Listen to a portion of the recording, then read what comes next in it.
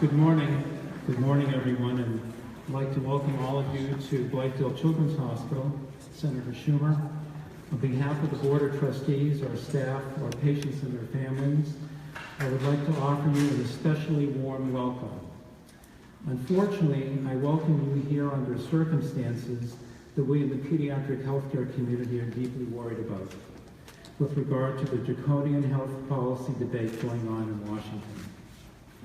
As New York State's only specialty children's hospital which provides rehabilitation and medical care to medically fragile infants and children, we vigorously oppose the deep cuts to Medicaid and the Children's Health Insurance Program, CHIP, contained within the President's budget, and we vigorously oppose the recently passed AHCA legislation in the House. Medicaid and CHIP cover 40 million children in the United States, including 2.5 million children right here in New York State. At Blythedale Children's Hospital, 73% of the patients we treat are covered by Medicaid and CHIP. So who are these kids? Many are from working families who have lower incomes. Many have 2 jobs just to make ends meet. Others are from middle-class families who have a child with a serious medical problem and private health insurance has run out. In many cases, Medicaid becomes their lifeline. No matter what your view on the role and the size of government is, I hope we can all agree that preserving the health of children is an important societal goal. But with the House bill now passed and the President's budget proposal now out, we are looking at around $800 billion in Medicaid and CHIP cuts over the next 10 years. This would cause unspeakable hardships for families already devastated by their children's illness, and it would cut reimbursement to safety net children's hospitals where families and children rely on us to provide the highest level of quality care. As a nation, we are better than this. We need a healthcare policy that not only protects children's health, but ensures that families don't go into financial ruin if their child has a terrible accident or illness. Let's not go backward. We've worked so hard to get to where we are today. And where are we? In New York State, about 95% of children have health insurance, either covered by Medicaid, CHIP, the healthcare exchange, or employer-sponsored health insurance. Senator Schumer, we thank you for your strong support over many years. Please urge your Senate colleagues to think of these faces, the faces of these children and families that surround us here today, whose lives are so dependent upon rational and humane healthcare legislation. And now it is my pleasure and distinct honor to introduce our Senator, Senator Chuck Schumer.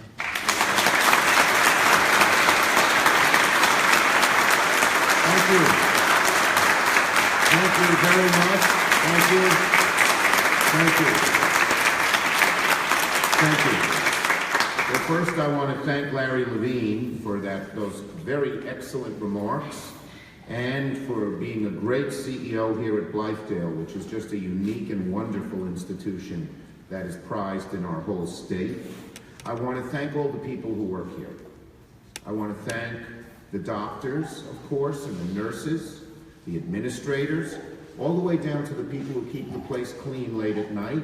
I want to thank, we have board members here, and thank them for caring. It's a great American tradition to volunteer and do good from the days of the founding of the Republic. So we thank you for caring. This is not your job. You're doing this because you care. And I most of all want to thank all the kids who are here, because you are testament. You are the people across the country will see this, and they will know we have to help our kids. So your being here, kids, is very, very important, and I thank them for coming. And I want to thank the Saltzman family, in particular, our Medicaid validator, which is Emily. And I told Emily, look how cute she is, that I have a daughter. I wanted to name her Emily. My wife wanted Jessica. Of course, she's Jessica.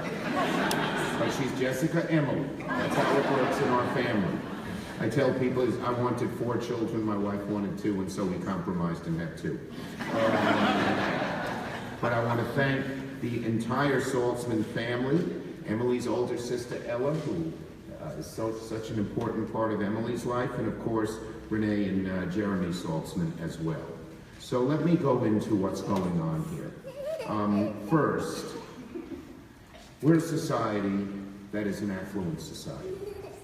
And an affluent society, thank God, has room, has the ability to take care of its children, its elderly, the people who need help, and often can't do it on their own.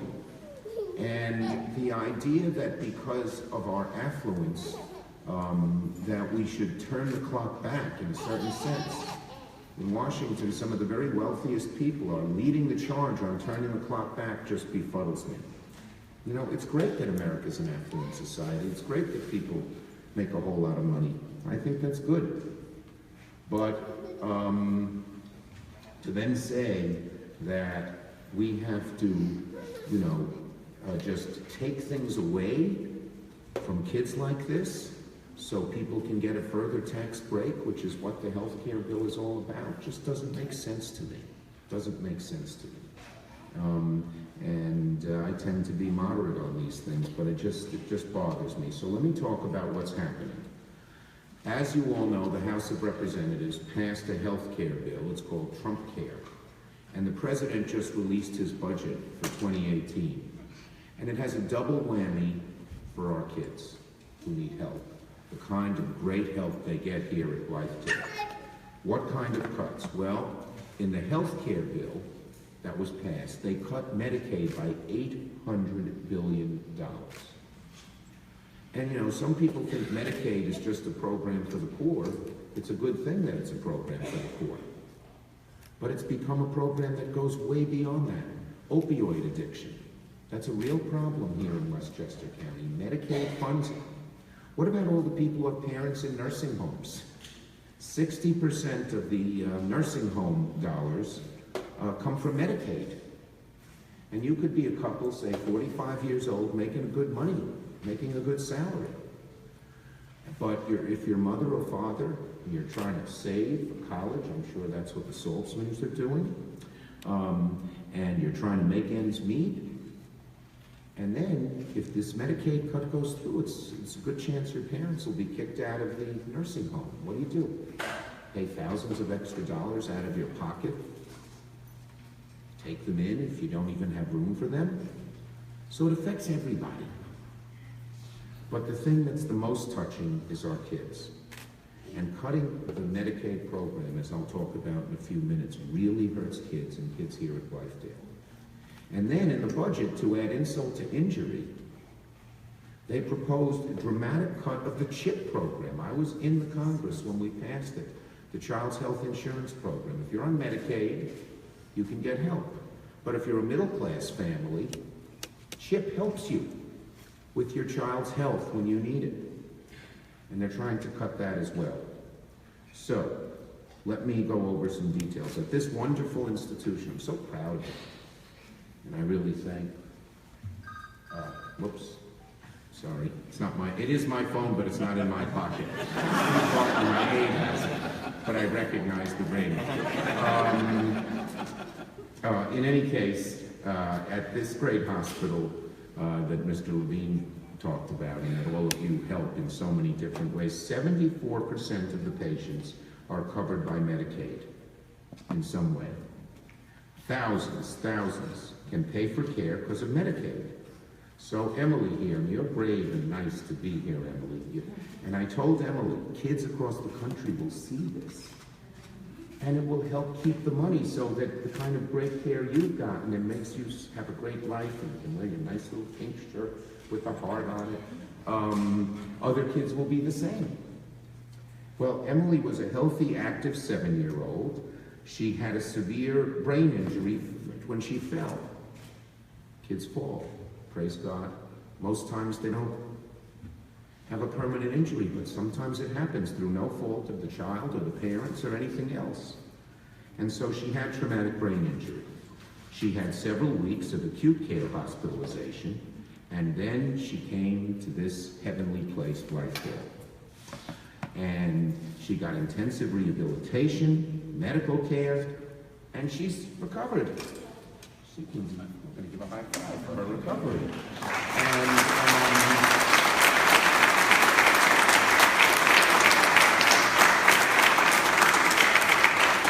she's a very brave girl. She had to learn again how to walk and how to eat and do all the things we all take for granted because of the injury. Now she's fine. And of course, what her parents found out, and this is what every parent fears, is that the private insurance they had good insurance, but it would only cover 60 days of inpatient rehab. That's pretty typical. So 60 days wasn't enough. And that would apply to any future rehab. Once the 60 days you had it, that was it, you were out. Now Emily's dad is a small business owner. Her mom's a dental assistant. Typical middle-class people here in the Hudson Valley in Westchester County. And they worked real hard. They had to commute to and from their home here to Blythedale. There's not a Blythedale on every street, unfortunately. And they had to maintain a presence at her bedside. But Emily's mom referred to this hospital as a lifeline. And that's what it was. And what provided the dollars for this lifeline, or what was really the lifeline, was what's called secondary Medicaid.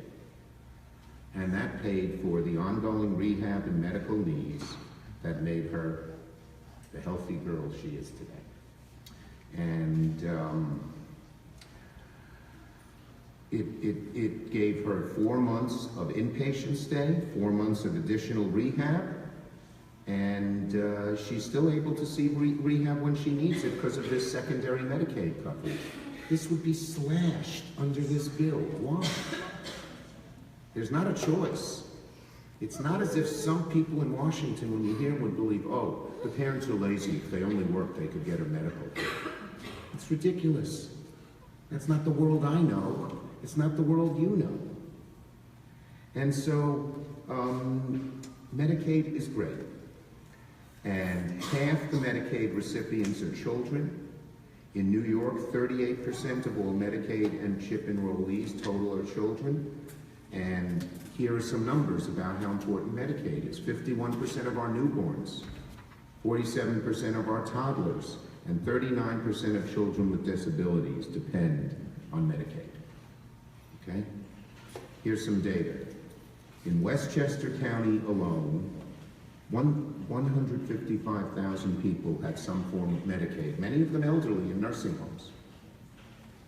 In Rockland County, 77,000. So this is not a program that just affects a few. And it has I'm glad we help people in the inner cities and poor people, but it has the idea that that's the only people it helps. It goes way beyond that. As our society, thank God for its affluence, is able to help people who need help. So, Medicaid is the gold standard for children's health care. And to take it away, it would do a lot of other bad things, but one of the worst things it would do is with the kids here. And the same thing with CHIP. CHIP Children's Health Insurance Program. As I said, if you make more money than Medicaid allows, it's not secondary Medicaid, which we talked about here, you need basic health insurance, and many people can't afford it. That hurts the kids, that hurts the country. If a kid has a problem, doesn't have to be the most severe problem, but they can't afford a doctor, and they don't go to the doctor, the kid can't learn, and society and develops all kinds of other problems. So CHIP, and here in New York we call it Child Health Plus, but it's CHIP. And that helps people who has income is too affluent for Medicaid up to $95,000, depending on your needs. You know, if it's $50 doctor visit, you're not going to get CHIP, but if you need the help, you'll get CHIP. Up to $95,000.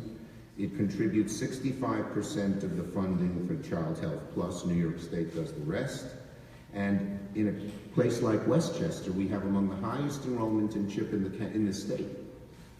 We have 15,000 kids covered by CHIP in Westchester, 11,000 kids covered by CHIP in Rockland. The new budget that's proposed, they cut that. So I am here to tell all the people who support this great hospital, whether they be kids or their parents or the people who work so hard here and do such good, that I am going to, as the minority leader of the Senate, I'm going to fight these cuts tooth and nail. We succeeded they tried to cut some of these programs in the previous budget. Democrats and Republicans, bipartisan, came together when the president proposed cutting them and said we won't do it. And we succeeded. So I'm hopeful we can succeed again. And as for Trump Care, as you know, they're making a big push to do it. Only 18% of Americans support Trump Care. The majority of people who voted for Donald Trump wish he wouldn't do this. That's the polling data across the country. So we're going to fight that tooth and nail as well. And I'm optimistic, I want to say to you, Emily, and to all the other wonderful children here, and the hundreds and thousands more who are helped here at Blythedale, I'm very, very hopeful that we will succeed and keep these programs going, which means that this hospital continue to do the great work, God's work, that it's doing right now. So thank you very much.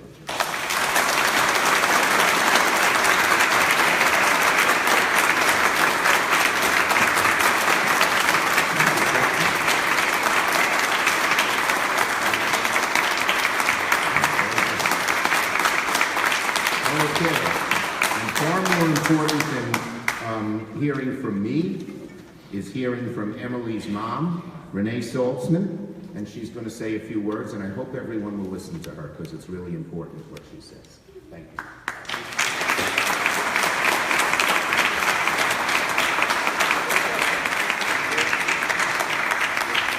Oh gosh, I don't know if I can do this as well. Our daughter Emily had a horseback riding accident on October 14, 2015. She was flown to Maria Ferrari Children's Hospital. Emily had sustained a severe TBI, a traumatic brain injury. She remained at Maria Ferrari for 3.5 weeks. She no longer was able to speak, walk, or eat. She was completely paralyzed on her right side. She was only 7 years old. On November 2nd, 2015, we arrived at Blythedale with Emily and would spend the next 4 months living at Blythedale with her. We soon learned while at Blythedale that our primary insurance would only cover 60 days of inpatient therapy for Emily due to what's called a lifetime max. This would have meant that on January 1st, she would no longer have coverage while at Blythedale. And to give you an idea of a timeline, we did not leave Blythedale until the end of February. Blythedale sat with us and explained how Emily would be able to stay and get the care she needed through a program called Medicaid. And to be quite honest, being a middle-class family, we did not think she would qualify, but she did qualify. This program called Medicaid is a program that is available for individuals that are in need. And I think we need to focus on that. It's for individuals in need.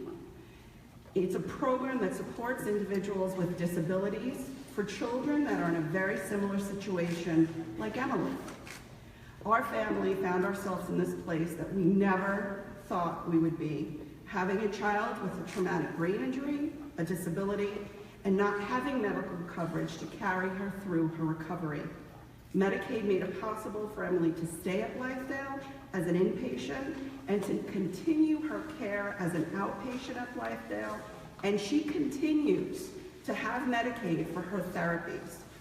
I want people to meet Emily, to be able to see her and hear her story so they can actually see what this wonderful program can do and continues to do for so many. Our family will forever be grateful and will continue to share our story, Emily's story, as much as possible to ensure that the Medicaid program does not receive any cuts of any kind. Our family will continue to fight for this program and for all the other kids like Emily that need this program, the health care they so desperately need. Thank you.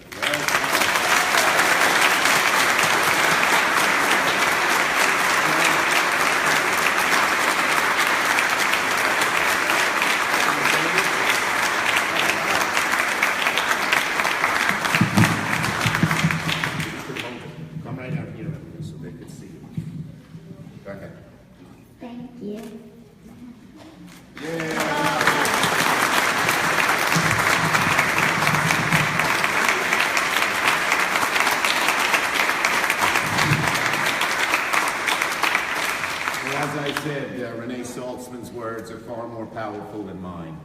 And hopefully everyone in the country will hear these words and words like this as we resolve not to take away the kind of coverage that helped Emily recuperate and be the happy, wonderful child she always was, but now can enjoy so much what every other kid enjoys, including her wonderful, a little shyer big sister, Ellen. Okay, I think, is that it? Where are we at? Sure, go ahead. Say your name. Hi, I'm Stephanie Doyle, and I'm the mom of Isla Doyle here. She has a rare genetic disorder called Rett syndrome. And this is a new thing for our family. We thought we had a healthy baby girl. And I have to say, every time I listen to the radio or I hear the news, and I hear politicians talk about families having more skin in the game when it comes to healthcare, I want them to know that my body is raw raising a child with a serious medical condition. And when I think about the financial ruin and how it would affect her health care without the extra support of Medicaid, I am bleeding. So please, don't take this away from our family and families like it, because I just don't know what I would do. And don't insult me by asking me to have more skin in the game, because it's all there.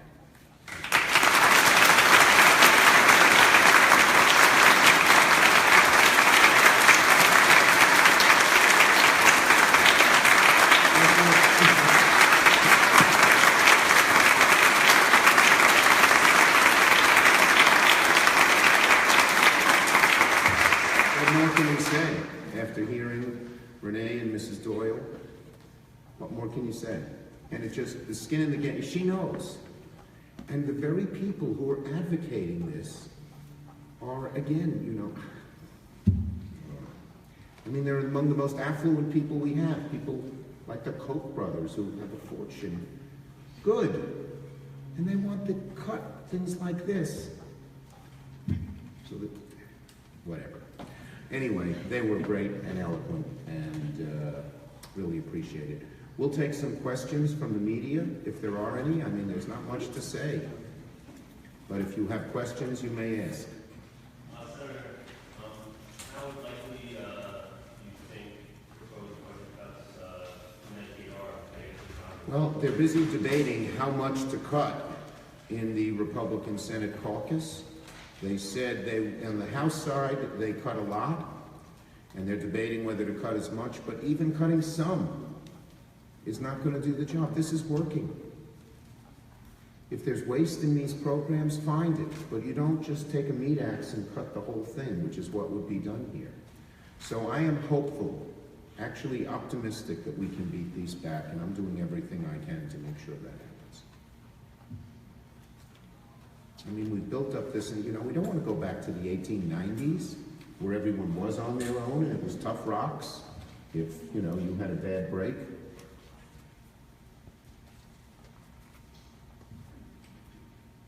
Any other questions, comments? Anyone want to say anything? Anyone who works here?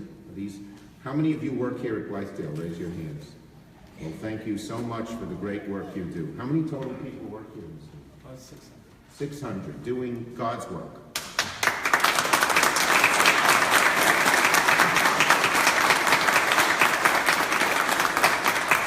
Yes, and just say your name. My name is Abby Crane. Abby, you just have to stand up so we can see what you're saying. I would like to know what we can do. Good. If we're going to fight, can you share with us? Yes, yes, and there have been, your Congress member here, I guess, is Nita Lowy or Elliot Engel? You're Dutchess County. Okay, well, Congressman Faso, yeah, he should hear this. Here's what you should do. If you live here in Westchester, and you can look online and see if your congressman voted for this or against, the House is going to get this again because the Senate's going to change it. So keep the pressure on our Congress members, particularly those who voted for the Trump Care program. And if you have relatives in other places, they might be living in a state, you know, your two senators, Senator Gillibrand and I are fighting this, so you don't have to write your senators. And if you live here in Westchester, the Congress members of Westchester, who are Engel and Lowy, are okay, they're good. They voted right. But you go further up, Into Dutchess County, Fazo voted for this program. He's a new Congress member. He took, I forgot whose place he took, but, Gibson, right? He took Gibson's place.